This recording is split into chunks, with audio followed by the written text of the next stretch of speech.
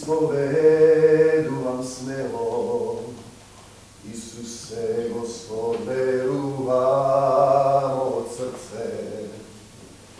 Bog go voskresna od mrtvite nego, i ja se ga spasen su. Isuse, Mesijaka, Gospod na vselenata,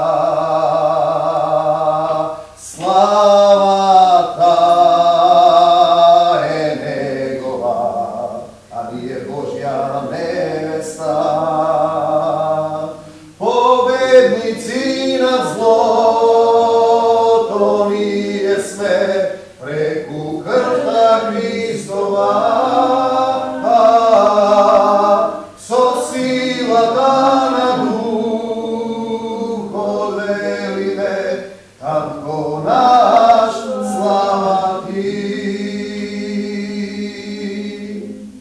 Gdje se svedoči svetog evangelije po Jovana. Na početak беше Словото, и Словото беше от Бога, и Бог беше Словото. Тоа от почетокот беше от Бога. Се стана преку Него, и без Него ништо не стана што постана. Имаше еден човек по име Јован, раб на Бога. Тој дојде за сведоштво, да сведочи за светлина. Тој не беше светлина, туку да сведочи за светлина. Постоеше вистинска светлина која го осветлува секој човек што доаѓа на светот. По светот беше, но светот не го позна. Дојде при своите, и своите не го примија. А на сите што го примија, на сите што поверуваа во Неговото име им даде можност да станат синови Божји, кои не од крв и од поход машка, а од Бога. Од Бога се родија. Мисеевич Кузманович, ако отворите во речникот на грчка и римска митологија, ќе видите интересно симпозиум. Симпозиум Гоштевка со јадење, пиење и пеење. Ние денешните симпозиуми не ги тераме по тој начин. Може би затоа што ни достасува некоја нитка. Процесот на истражувањето на обредот кој започна пред 3 години, или со моите докторски студии науки, за мене беше наистина едно духовно патување. Професорот Темпо го запознав на првите часови и тогаш ни зборуваше за едно докторско братство, за неубавиот период од вашиот живот. Тој зборуваше и ни кажуваше дека етика се полага последниот ден кога ќе одите кај Бога. Бидејќи ако сте грешеле вчера, а целиот живот сте биле добри, тогаш сте паднале на испитот по етика. Поминав еден период од 3 години размислувајќи за обредот. Како можете да го истражувате обредот од дистанција и од страна? Можеме да седнеме да ги гледаме сите документи и книги што ги напишале претходниците пред нас. Големи книги од англиското говорно подрачје зборуваат за обредот и за театар. Ние можеме да се сложиме за тоа дека театарот и науката се согласува е настанат од првичните обредни игри, потребата на нашите предци да го доживеат Бог. Суштински и самиот воден од патеката да го истражувам обредот, дојдов до котата да научам да се променам самиот себе си. Не можеме да зборуваме за уметноста и за обредот ако не веруваме во Бога. Најстариот запишан обреден процес кој се повторува во Македонија од Кокинската кота 2000 години пред Исуса Христа до денес е светиот брак Хиерос Ганос, потврден во науката. Тоа подразбира свет брак, небесен Отец оплодува земна мајка за да се роди Бого човек. Тоа не е случајна приказна. Таа се преповторува понатаму дури и во приказната за Дионис. Теос, небесниот Отец, оплодува земна мајка Семела за да се роди детето Дионис. Понатаму ние го имаме денеска во она што го живееме со Исус Христовата жртва, архангелот Гавриил несемено ја оплодува Марија и го раѓа Спасителот на светот Исус Христос. Се работи за внатрешна потреба и жет на човекот да постигне единство, да постигне порамнување, да постигне својата жеп за Божјата љубов. Инаку, како ќе објасниме дека и најпримитивните народи, што немаат ни писмо, не знаат, не прочитале историја, туку пренесуваат обредни категории од колено на колено, имаат потреба, имаат жел да обожуваат некој Бог. И имаат потреба да ја променат својата божествена и вистинска природа. Македонската народна култура изобилува со сижеја и приказни од обреди. Кога народот не е задоволен од локалното свештенство, тој доаѓа, повторно се враќа на старите обредни принципи да го бара Бога на свој начин. Ако тој не го наоѓа Бога во локалниот свештеник, се враќа на старите обредни, оди по води, оди по разни претходни приказни, односно што ги правеле и претходно, пред да се појави она што ние денес го зборуваме за христијанството. Македонија е навистина дарувана земја, бидејќи во неја се случувале големи прогресоци и за неја можеше да се истражува за обредот благодарејќи на тоа што после периодот скоро четврт век, практично од кога ме поканил Јовица Станковски пред 25 години сум играл во театарот во Куманово, некакви представи кога бев надарен студент во главни роли, ме покани после 25 години се сеќава на мене и ме кани да седнам на престолот на Покино. Првата констатација беше кој сум јас да седнам на некој си престол на Покино, со сите оние дилеми и размисли за кој бев 4 пати на таа света обредна обсерваторија, папок на светот, место каде се случува светиот брак, Хиерос Гамос, место каде можете вие на некој начин да се сетите, да се поврзете на Божјата природа, што е градена во секој човек. Играјќи на Покино и размислувајќи каде завршува обредот и каде почнува театарот, каде завршува народната култура и каде почнува уметноста, каде завршува религијата и почнува уметноста, ние ќе дојдеме до една кота дека тоа е една патека која поаѓа од Бог, од првите обредни форми на настанокот на културата, преминува преку народната култура, преминува во театарот и завршува во современата уметност, но враќајќи се на повратната кота, дека ако уметноста сака да го има духот во себе и духовноста, таа повторно мора да му се врати на Бог. За среќа, ги имаме театарските апостоли како Питер Брук, кој велеше театарот е потрага по Бога, го имаме Гротовски, кој вели актерот е света, се качува на сцената за да освети публиката, го имаме Еуженио Барба, кој се обидуваше да го разреши вавилонскиот проблем на мешањето на јазиците кога луѓето градеа кула вавилонска и Господ им ги измеша јазиците по Стариот Завет, да создаде универзален човечки јазик за луѓето да се разбираат. Го имаме Џулијан Бек кој велеше не одам во синагога, одам во театар, кај што сакам да се роди нов човек со дух Божји, кој ќе зборува вистината, кој ќе игра за гладните и сиромашните, човек кој ќе го се сети дека го носи образот на Бога. Значи, приказната за обредот промени дел од мене, промени нешто во мене. Ако ние не разбереме дека треба да се родиме духовно, ние ќе останеме во својата душевна природа. На факултетот за драмски уметности воведов играње на духовни текстови на прва година. Ние биваме принципот на македонскиот антички автор Еврипид, Deus en machina, кој го применувале во антиката. На крајот и на почетокот на представата го повикувал Господ да пресече. Deus en machina, Господ сече, Господ мава. Затоа знаејќи дека секој озвучен збор кој го играме на сцената, а актерите не прават разлика меѓу она што го зборуваат од себе си и тоа што го играат на сцената, е тргнат кон материализација и остварување, доаѓајќи до библискиот принцип старозаветен со каква мерка мериме, со таква ќе ви се мери, до новозаветниот принцип дека треба да се повеќе да му се остави на Бога, дека човечкиот гнев не оправдува Божјата правда. Значи Еврипид на крајот на представата го повикувал Господ да пресече. Во антиката представите почнувале со колективна молитва. Се поканало Илијадата започнува со гневот о Божице спеиго на Ахила синот Пелеј. Молитвата што ја кажувале актерите во антика почнува теканиме на нашите празненства. Еврипидовиот принцип што денес го имаме во христијанството, кога го покануваме во народната македонска православна религија, повели Дедо Боже на нашата трпеза, или принципот на крштевањето со Дух Свети, да го повикаме Исус Христос да застане на тронот на нашиот живот и тој да не води и да живееме безгрешно, бидејќи со својата крв ги презема крвовите на светот. И ако вие тргнете по него, тогаш ќе имате два обредни принципа кои денеска недостасуваат, можеби крштевање со вода и крштевање со Дух Свети.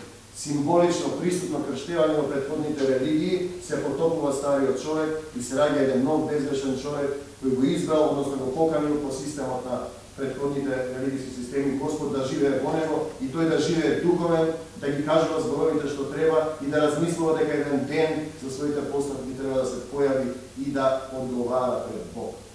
Кога луѓето би ги читале новозаветните Новиот Завет и Божјото Слово, како што вели човек не се храни, најстарата драма за мене, пишана во Новиот Завет, е сцената кога Исус Христос е искушуван од сатаната 40 дена по пустината.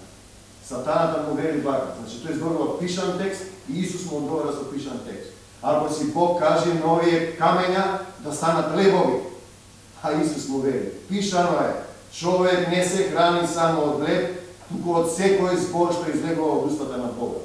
Потоа тоа го имаме во Новиот Завет, кај што вели, има ли некој, ако неговиот син му побара леб, да му даде камен.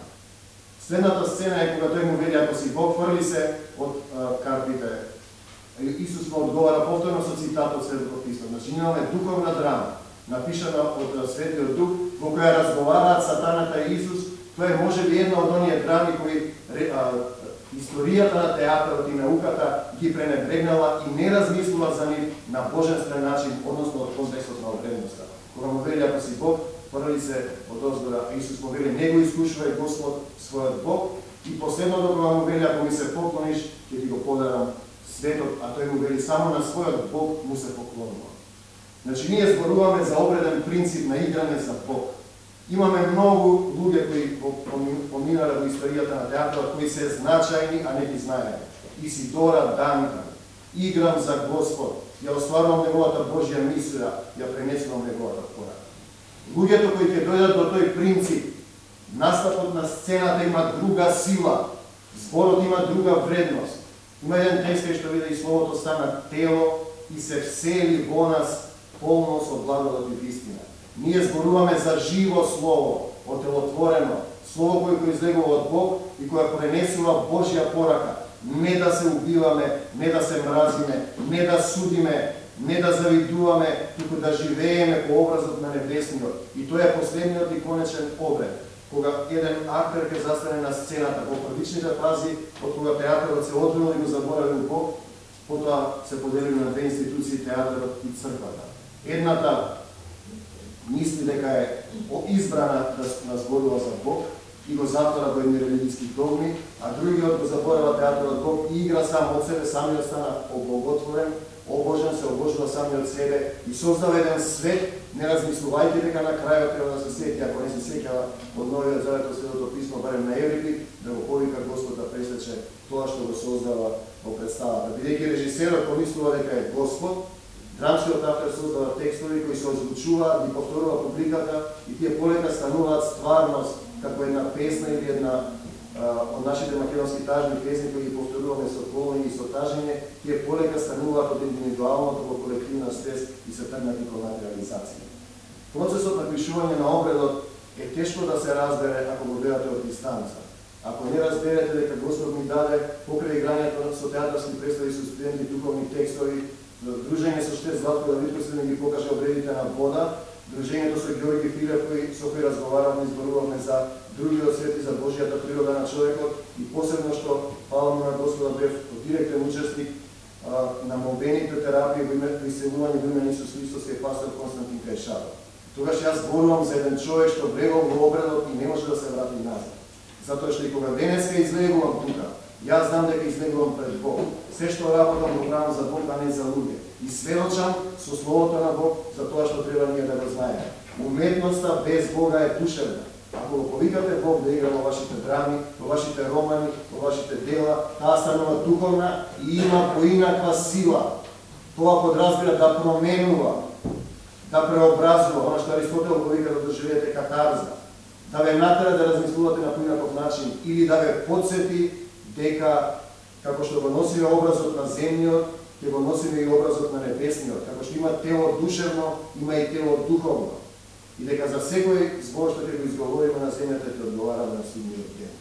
Значи, зборувам за еден принцип на обредно играње, кој преминуваше и веќе не можам да ја направам границата каде почнувам како религија, преминувам во народната култура, народниот гени, развили јавници обреди кога е задоволено во локалното свештенство, како преминувам во театарска уметност и повторно се враќам на истата патека и мислам дека тоа е точка, односно силата на уметноста и на човекот што излегува јавно да зборува, е токму во допирот и постојаното преплетување на трите категории – религија, народна култура, театар, уметност и повторно назад. Сетне, на вистина, ова беше на еден период од мојот живот што промени нешто во мене. Јас повеќе не живеам обично и ординарно. Не ме грижи што се случува во светот. Видете, ако ние зборувам повеќето од нас сме христијани, ние треба да го бараме Божјото царство на небесата. Ние знаеме дека ова овде е минимум. И тогаш нема јас зошто да се грижам за некои работи и да водам војни со моите браќа кои не можат да се разберат, а ние сите сме нели интелектуалци, побожни, се мразиме и не успеваме да го најдеме заедништво. Но се еден студент, уште ова реченица, на фестивалот во Прибој на Лим и случајно ме прими српскиот владика Филарет на ручек. И бидејќи почна ручекот, јас рекол што да кажам сега Господи Исусе Христе на овој човек, тие почна да јадат, јас рекол стоп на целата маса. Стана се секна виката, молитва владико и не кажа. Виката се секна, се збуни. Потоа ме праша од каде сум, од Македонија. Македонија, готови сте вие пропаѓате. Јас рекол, што зборувате ви? Пропаѓаме. Па вие сте, викам, христијани. Вие се радувате кога пропаѓаат христијани. Ние сме, викам, христијани, бугарите се христијани, грците се христијани, а не сакаме да се видиме. Што е проблемот, викам, во ова православно христијанство? Састана човекот да се задрви. И му велат, а Исус рекол, ќе познаат дека сте мои ученици, ако се љубите меѓу себе. И замолкна, настана пауза од 30 минути, никој не зборуваше. Стана владиката и ми рече, во право сте се сети на стихот, што му го кажат и рече, грешката е во нас. Значи, овој приказ за обредот и за уметноста е да не ја правиме грешката во нас. Да оставиме некои работи, да се сетиме